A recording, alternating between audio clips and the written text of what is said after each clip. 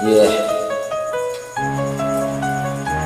Marahil iniisip niyo kung anong klaseng awitin ang inyong marinig. Black Man. Isa sa lina.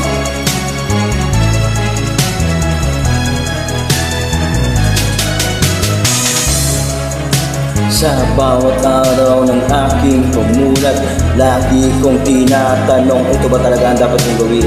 Purong balakitan, puro pasakita, sa akin laging sumasalubong sa hangin.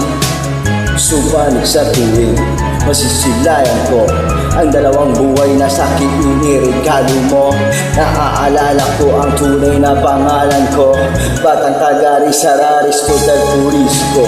Nadaig pa ang tangke, puno ng barel, kapag kanyang nahawakan ng lapis at ang papel. Sumabay ka sa aking mga salitang hindi bumabara, metro na di kumakaba, tiyempo na di natatapa. Sige, subukan mo, sabayan ng mga salitang binibitawan ng mga kalaban na di malalang ang gagawin kapag dumating na pinakamagaling, kaya bilisan mo, tumakbo, pakinig ka para maintindihan mo. Sa dinami-dami ng aking pinagdaanan, nakabisato ko ng gimnat to.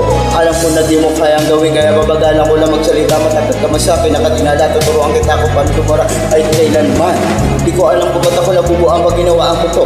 Parang itinutugma ang mga salita, nagmula sa mga gamitan, simula ng aking malaman kung bakit ako natutong gumamit, kumawak ng labis at papel at papalit-balik na mga saloobin, aking nais na ipamarating sa pamamagitan ng isang awitin na hindi mo pwedeng baliwalain.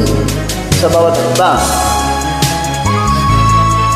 imbes sa paulit-ulit, isipin ka bisag dulo ng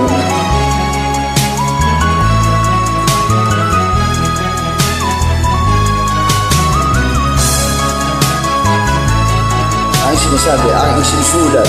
Pilit kong binubuhat ng daming maisang bulat, habang meron pa ako lalalabing kaunting panahon. Akin ang ilalabas sa kahon, sandat ako sa mahabang panahon, lapis at papel. Aristotle, abangan ang hindi madidiskare. Kapag ka narinig ang sinasabi ng aking bibig, para mamamog mga pano sa pader, akala mo siguro ay hindi ko na kayang wasakin ng mga tulang isinulat mo.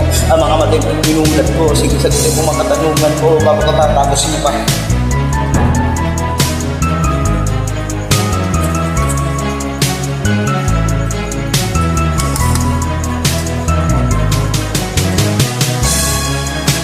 Yeah.